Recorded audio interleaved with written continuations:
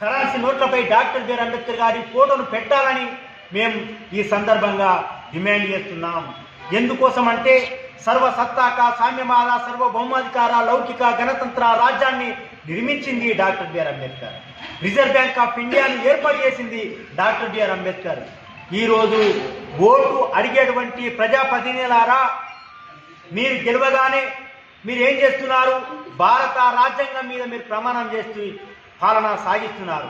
అందుకోసం మేము అంటున్నాం, మీ ఎన్నికల్లో గెలిచినటువంటి ప్రజాప్రతినిధులందరూ ఈరోజు 18 సంవత్సరాలు నిండినటువంటి ప్రతి ఒక్కరికి ఓటు హక్కును కల్పించింది డాక్టర్ బిఆర్ అంబేద్కర్.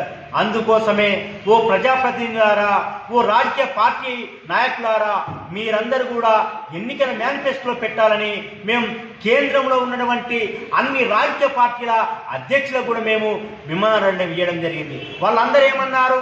ఇదని న్యాయమైన డిమాండే అని అంటున్నారు. కానీ ఇప్పటి వరకు కరెన్సీ నోట్లపై అంబేద్కర్ ఫోటో ముద్రించడానికి, వారు పార్లమెంట్లో మాట్లాడడానికి వాళ్ళు సుముఖంగా లేరు. కాబట్టి ఖచ్చితంగా ఎవరైతే మాట్లాడారో వారికి ఓటు ద్వారా బుద్ధి చెప్తామని ఈ సందర్భంగా హెచ్చరిస్తున్నాం. మొన్న కూడా మేడారం సమ్మక్క సారక్క జాతరలో మేము ఉండిలో కరెన్సీ నోట్లు వేయడం జరిగింది. ఏమని?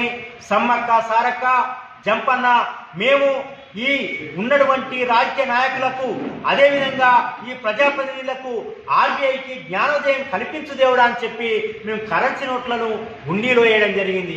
వేస్తే కొన్ని పత్రికలలో, కొన్ని టీవీలలో ఏమని చెప్తున్నారు?